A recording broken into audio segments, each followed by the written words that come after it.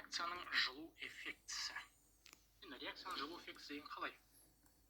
Қанша жылу ол бөледі немесе сіңіреді деген сөз.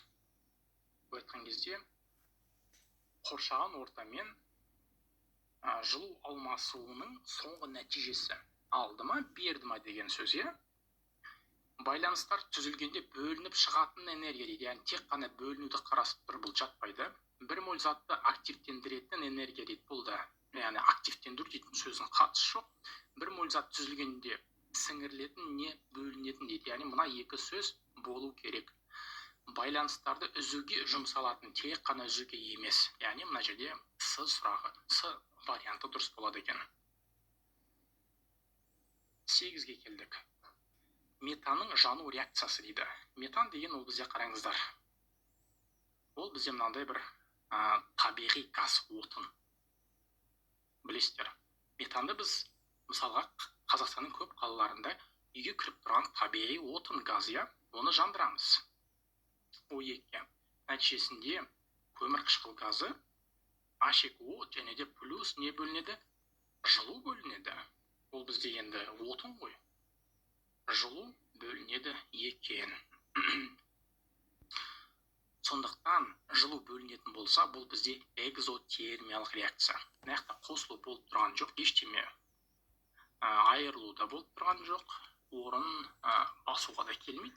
Экзотермия қисыны келіп тұрған, ол бізде экзотермиялық реакция болады екен. 9-шы сұраққа келдік. Былай дейді. 5-2 грамм бір бром-бутан металл натриймен әрекеттескенде түзілген алқаның массасы дейді. Түзілген алқаның массасы. Қараңыздар, бір бром-бутан деп тұр. Енді бутан дегеніміз не ол? Ол бізде мынандай 4 көміртегіден тұратын көмір сутек. Шеткі көміртекте бізде бром бар екен. Мынау бізде CH3 болады, CH2 болады, CH2 болады, мынау CH2 болады. Көрдіңіздер ма? Осымен натрий металы әрекеттеседі. Натрий. Мына реакцияны кім біледі екен? Бұл бізде Вюрс реакциясы. Білесіздер. Мынандай бізде әдіс бар. Қараңыз. Көмірсутек болатын болса, бізде көмірсутек ол просто 2 еселенеді. Айтқан кезде, мына жақтағы негізгі, мына біреу, былай болады, R галоген болса, допустим, халоген деп қояйық. Қосылған натрий формула қандай? Бізде R 2 еселенеді, и қосылған аяқта натрий халоген, яғни натрийдің галогениді түзіледі. Соныстыр ма? Осылай.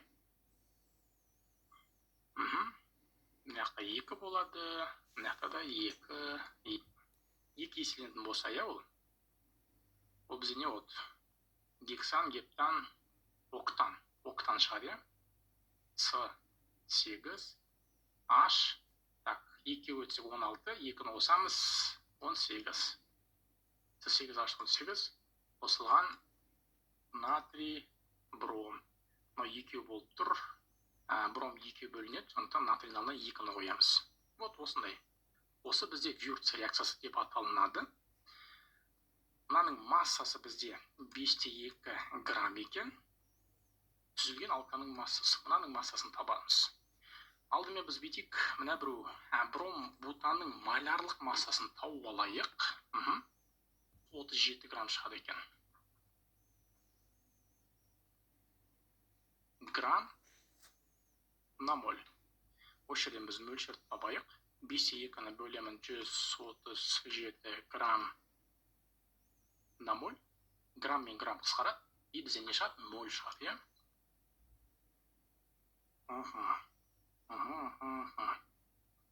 Примерно мынанша шығып тұру бізде.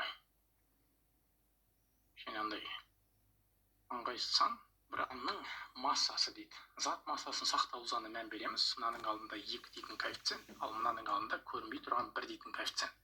Енді алқаның мөлшері 2 есе аз болады, Значит, 0,080 бөлінген 2 болады. Осы бізде алқаның мөлшері.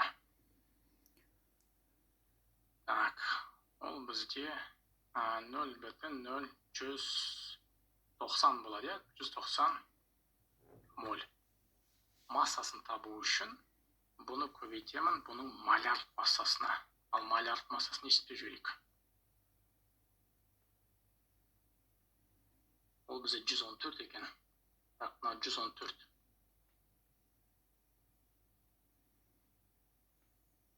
Мына жаққа жазылайын. Мына жақта моль мен моль қысқарады да, қазір бізде, яғни мына А нұсқасы дұрыс болады.